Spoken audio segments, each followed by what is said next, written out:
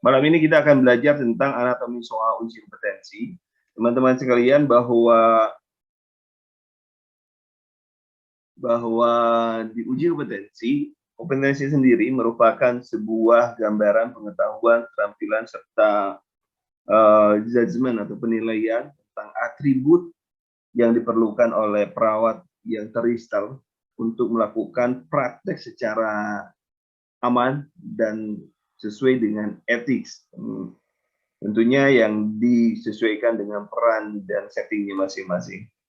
Ini adalah kompetensi, dan saya ingatkan pada teman-teman juga bahwa kompetensi perawat berpengalaman itu jauh lebih besar, jauh lebih luas dibanding uji kompetensi yang akan kita ikuti.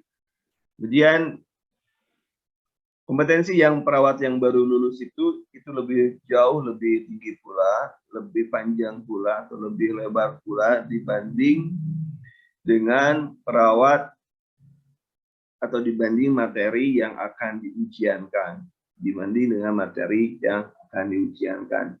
Jadi dengan ada 9 mata kuliah yang akan diujiankan, tentunya seharusnya logikanya teman-teman sekali ujian langsung kompeten.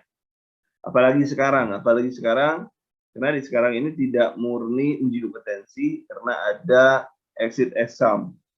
Di mana exam ini adalah seseorang kelihatannya sih serem sebenarnya, tetapi pada prakteknya itu tidak seseram pada saat kita uji kompetensi murni, tidak seseram itu. Kenapa? Karena ada nilai 60% nilai dari IPK Anda selama Anda mengikuti D3, selama Anda mengikuti sarjana, itu dimasukkan menjadi nilai IPK-nya nilai. Jadi kalau misalkan kami yang dulu saya kuliah di negeri dengan kompetensi perawat di negeri itu akan kesulitan. Kami di negeri itu kesulitan. Karena di negeri itu nilainya itu pelit-pelit gitu. Saya bilang pelit-pelit. Berbeda dengan nilai yang di swasta itu. Swasta itu memberikan nilai itu dengan sangat mudah memberikan nilai, sehingga nilai itu akan sangat membantu. Jadi harapan saya pada saat Anda setelah bergabung dengan ini, bukan berarti saya mengecilkan arti perjuangan Anda, tetapi begitulah kenyataannya bahwa kita itu tidak harus takut dengan uji kompetensi. Nah, kalau untuk lulus seorang perawat, seorang itu harus melewati 140 minimal untuk S1 dan 110 untuk D3. Tetapi kalau untuk di keperawatan atau untuk di uji kompetensi perawatan ini hanya 9 mata kuliah saja. Saya pikir tidak lebih dari 20 SKS. Nah, ini perbedaannya. Apa yang membedakan D3 dengan nurse? Yang pertama, di nurse itu kognitif lebih banyak dibanding dengan D3. Di D3 hampir merata. Hampir merata itu 40% dengan procedural knowledge. Jadi kalau di D3 itu lebih merata. Kognitifnya juga harus paham. Dan procedural knowledge atau keterampilannya juga dia harus lebih banyak paham. Karena seyogianya atau sebenarnya yang D3 ini dituntut atau diberikan kesempatan untuk memberikan pelayanan sebagai memberikan pelayanan langsung pada pasien, dan keterampilannya lebih bagus. Harusnya ini keterampilannya lebih banyak. Akan tetapi tetap saja antara D3 dan S1 itu sama-sama memiliki body of knowledge yang sama. Yang membedakan apa? Yang membedakan paket soal. Dan ini yang membuat D3 dan S1 berbeda sedikit. Tetapi ya kalau misalkan katakanlah sekarang kita berbicara tentang kateter, yang D3 pun harus paham kateter secara keilmuan, yang S1 pun sama. Tetapi mungkin di S2 atau di S1 lebih banyak keilmuannya, lebih dalam keilmuannya. Tapi kalau di D3, yang SOP itu harus dikuasai dengan baik. Bukan berarti di S1 tidak boleh paham tentang SOP, dia harus tahu, karena nanti yang S1 tentunya akan membawahi yang D3 Dia harus tahu yang benar dan salah itu harus tahu. Kemudian saya tekankan pada Anda, belajarlah sesuai dengan materi. Nanti kita dari mulai besok kita akan coba susun jadwal belajar kita, akan kita sesuaikan dengan keilmuan apa yang harus Anda dapatkan. Kalau seperti ini nanti KMB itu dari 180 itu 60 soal. Ya, KMB 60 soal, kemudian maternitas 20 soal, rata-rata loh ya. Karena nanti ada naik turun, nah bisa 54, maternitas bisa 21 atau 16 dan lain sebagainya, 16 tuh. Bisa naik turun. Ini rata-rata karena rentang kan. Ini rata-rata 20 untuk anak, jiwa 20, keluarga 20. Yang lain ke bawah itu rata-rata 10. Rata-rata 10. Ada yang 11, ada yang 9. Tapi kalau kita keseluruhan 10. Kalau kita lihat perbandingan, di sini 10, 10, 10, 10, 20, 20, 20, 20, ini 60. Berarti belajar pun kita harus, kalau panduannya ini 1 jam, ini 1 jam, 10 itu 1 jam dibagi 10 misalnya, berarti di sini 1 jam, 1 jam, 1 jam, 1 jam, di sini 2 jam, 2 jam, 2 jam, 2 jam, di sini 6 jam. Jadi yang KMB karena soalnya lebih banyak harus belajar lebih banyak. Jadi dalam seminggu kita akan belajar sesuaikan dengan proporsi. Nanti akan saya susun dulu, mudah-mudahan kita sudah bisa belajar untuk besok hari. Tadi malam saya tidak memberikan materi karena tadi malam saya harus naik di kereta, jadi saya pasti tidak akan bisa mengajari Anda. Tapi tolong mata kuliah ataupun materi yang saya berikan tadi malam, yaitu kata kunci, tolong diselesaikan minggu ini. Tolong diselesaikan minggu ini dalam artian, tolong dibaca minggu ini sore. Kenapa? Karena itu akan mempercepat Anda untuk menjawab soal. Nah, mana lagi yang harus Anda perhatikan, yaitu adalah persentase kebutuhan oksigen, cairan, elektrolit, nutrisi, aman nyaman, itu semuanya harus diutamakan dibanding eliminasi, istirahat, dan tidur, psikososial, komunikasi, belajar, dan seksual, dan lain sebagainya. Tentunya harus ada materi ataupun pemahaman-pemahaman yang harus Anda kuasai. Oksigen harus lebih tinggi. Anda harus paham bagaimana hubungan saturasi oksigen, SpO2, dengan pemberian alat dengan alatnya dan liternya berapa. Cairan, bagaimana menghitung kebutuhan cairan, kemudian nutrisi, bagaimana menghitung kebutuhan nutrisi, aman, nyaman, dan lain sebagainya, tentunya harus Anda kuasai. Nanti ada daftar cilik yang akan menggait Anda, supaya apa saja selama kita akan ujian itu pada tanggal 27-28 Oktober, tentunya ada waktu 1 bulan lagi, 1,5 bulan, dan itu harus kita capai bersama-sama. Kemudian perhatikan juga di sini pernapasan, pembuluh darah, pencernaan, hepatobiliar, saraf dan perilaku, itu lebih tinggi soalnya, termasuk pelayanan kesehatan itu lebih tinggi, lebih banyak soalnya dibanding yang lainnya. Sementara muskuloskeletal, kemudian endokrin, ginjal, reproduksi, integumen. Nah, integumen misalnya luka bakar itu paling 1 soal, 2 soal. Tetapi pernapasan itu bisa banyak, bisa beberapa. Dan nanti akan saya, mungkin hari besok akan saya kemukakan materi yang sering keluar di uji kompetensi. Akan saya susun dulu karena itu berdasarkan pengalaman, berdasarkan penelitian dari tahun 2018 sampai tahun 2022 ini. Jadi itu akan membantu Anda untuk mempersiapkan diri apa saja yang harus Anda kuasai sesuai dengan hasil survei yang saya lakukan pada teman-teman yang baru saja keluar dari uji kompetensi. Kemudian bagaimana soal dibuat? Bagaimana soal dibuat? Soal itu dibuat dari dosen. Dosen membuat soal, kemudian direview kelompok dosen, direview di tingkat kampus, review tingkat regional, review tingkat pusat, dan review panel expert. Kalau teman-teman punya dosen dan saya bisa berbangga diri saya pernah menjadi sampai dengan nomor 6. Kalau sini ya pengawas pusat, saya nomor 7, nomor 8, posisi saya sebagai pengawas pusat. Tapi kalau reviewer, panel expert adalah orang yang membantu menentukan soal itu masuk ke tryout atau tidak. Saya pernah di panel expert. Kalau reviewer tingkat pusat, itu saya dari tahun 2014 sampai 2016.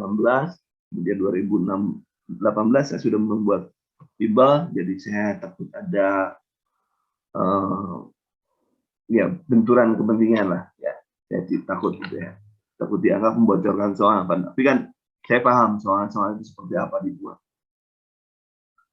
Kemudian soal uji kompetensi panjangnya itu 20 sampai 60 kata dengan rata-rata kata 40 sampai 50. Pengecualian itu untuk soal komunitas, Mengapa? Supaya orang yang tidak biasa membaca susah untuk memahami soal. Jadi perawat membutuhkan orang-orang yang biasa membaca. Jadi sengaja dibuat panjang itu supaya orang yang tidak biasa membaca itu tidak bisa mengerjakan soal. Soal terdiri dari ada yang namanya vignette atau kasus, ada lead-in, pertanyaan, dan option atau pilihan jawaban. Vignette menggambarkan situasi klinik, keluarga, dan komunitas yang disajikan secara fokus, logis, dan sistematis. Ini yang menarik, nanti kita bisa analisis. Bagaimana itu fokus, bagaimana itu logis, dan bagaimana itu sistematis. Maksudnya seperti apa? Satu vignette untuk satu soal. Ini paling sulit adalah membuat vignette. Vignette itu paling sulit, membuat kasus itu paling sulit. Kasus yang bagus itu sulit banget membuatnya. Kemudian soal uji kompetensi merupakan soal yang terdiri dari pilihan ganda dengan 5 pilihan jawaban. Satu buah jawaban atau one best answer, ya, atau dengan satu jawaban yang benar dengan 4 buah distraktor. Distraktor itu adalah pengecoh. Ada 4 distraktor, itu adalah pengecoh. Sengaja dibuatkan distraktor supaya kami bisa menentukan siapa yang kompeten, siapa yang tidak kompeten. Itu dibuat pengecoh. Orang-orang yang tidak kompeten itu akan memilih distraktor. Kenapa? Karena data di distraktor itu ada. Jadi kalau misalnya berbicara tentang nyeri, maka nyeri itu data utamanya itu adalah tanda dan gejala nyeri. Kalau data yang muncul yang disebabkan adanya nyeri, misalnya begini, pasien datang dengan nyeri skalanya bla bla bla bla, PQRST lah dijelaskan di sana. Tapi tiba-tiba ada data muncul pasien tidak bisa tidur. Itu tidak ada hubungan langsung antara nyeri, ya, bahwa tidak bisa tidur disebabkan pasien nyeri. Jadi nyeri itu adalah distraktor. Akibat nyeri pasien gelisah, akibat nyeri pasien tidak bisa makan dan lain sebagainya. Nyeri itu adalah distraktor. Jadi data yang muncul yang disebabkan karena adanya keluhan utama adalah distraktor. Dan itu biasa ada di soal uji kompetensi. Kemudian bagaimana urutannya? Urutannya adalah identitas seorang laki-laki berusia sekian, dibawa ke pelayanan kesehatan, misalnya IGD dengan keluhan utama. Kemudian misalnya keluhan utama nyeri. Nyeri dirasakan menjalar dari apa ke mana, dari mana ke mana, misalnya skalanya sekian, terus menerus. Nah, baru muncul distraktor. Pasien mengatakan tidak bisa tidur, tampak gelisah, selalu bertanya tentang penyakitnya, dan itu adalah data distraktor. Data penunjang distraktor kadang-kadang ada, misalnya tampak wajah bingung dan lain sebagainya. Kemudian masuk ke tanda pita. Tanda pita biasanya mengacu kepada data utama atau keluhan utama. Kalau pasien nyeri, nadinya naik pasti. Napasnya juga sedikit naik walaupun tidak tahipnya, gitu ya. Laboratorium pasti menyesuaikan, kalau nyeri kan tidak ada, terapinya juga belum diberikan biasa. Nah, itu perbedaannya bahwa dalam PNIT itu ada identitas, ada setting pelayanan, ada keluhan utama, ada penunjang keluhan utama, ada distraktor, ada data penunjang distraktor, dan tanda bintang. Kemudian ini contohnya, tetapi ini tidak terkait dengan tidak utuh gitu ya. Nah, ini contohnya seperti ini. Nah, pasien itu adalah napas pendek, berkeringat. Ini pasien terlihat lemah itu distraktor. Padahal kita sudah tahu bahwa pasien dengan nyeri itu, dengan skala 6 ke atas itu sudah pasti masalahnya nyeri. Masalahnya nyeri.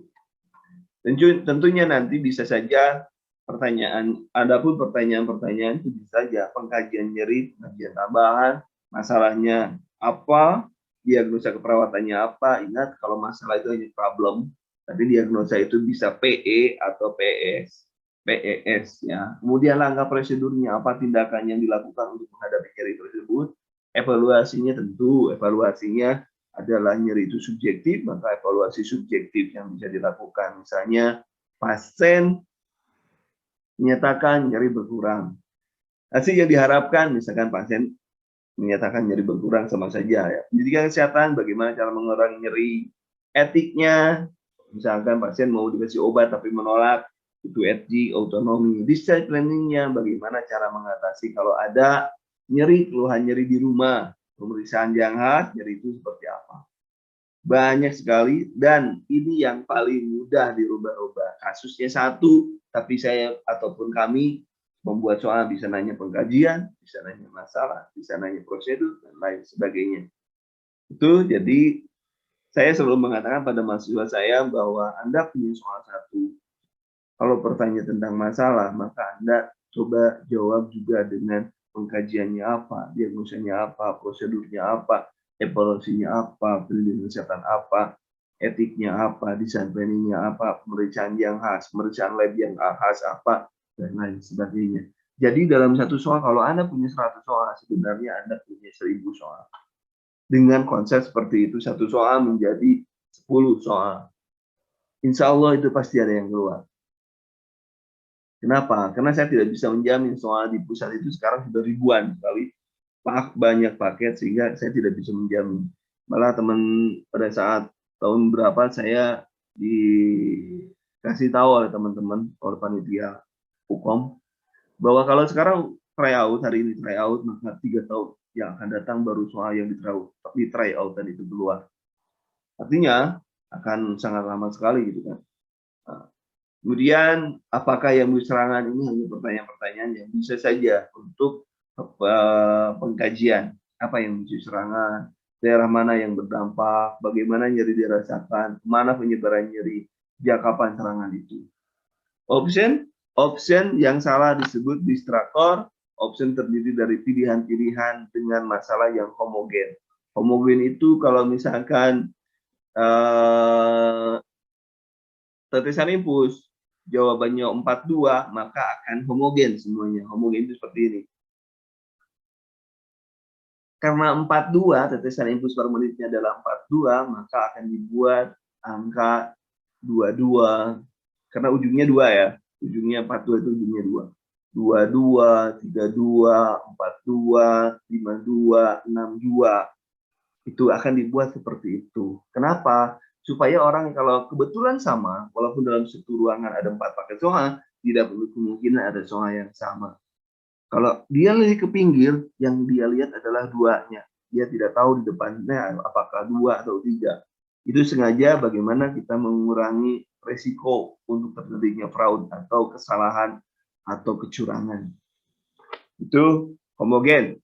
Diagnosisnya juga sama, panjangnya juga sama, tidak boleh panjang banget. Mirip dengan jawaban yang benar. Misalkan kalau homogen itu tadi saya bilang tadi, kalau 2 ujungnya semuanya 2 merupakan option yang masuk akal, itu juga pilihan option. Kenapa masuk akal? Karena datanya ada di pinggir, datanya ada titiknya gitu ya. Datanya. Tadi nyeri kan, masalahnya nyeri, tapi ada pilihan jawaban, misalnya gangguan pola tidur. Kenapa? Tapi datanya ada. Misalnya pasien menyatakan tidak bisa tidur. Orang yang tidak kompeten itu bisa milih tuh. Tidak bisa tidur, bisa dipilih.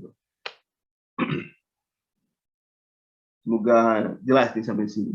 Kemudian option memiliki kalimat yang panjangnya setara. Tadi saya bilang option memiliki yang mirip dan panjangnya setara. Dan kadang yang terpanjang itu merupakan jebakan. Ingat, yang panjang itu kadang merupakan jebakan. Kalau di soal-soal ujian biasa, mungkin yang panjang itu bukan jebakan, tetapi kita di hukum ini yang panjang itu merupakan jebakan. Ya, jadi hati-hati dengan yang panjang-panjang di uji kompetensi. Kecuali kalau diagnosa kan nggak bisa diperpendek, panjang intinya. Anda bisa lihat di program-program di Bimbang Duru, juga Anda bisa memfollow, nanti materi-materi akan saya simpan di bimbanganduru.com jika Anda mudah untuk menguploadnya, juga di YouTube nanti akan saya berikan materi-materi di YouTube.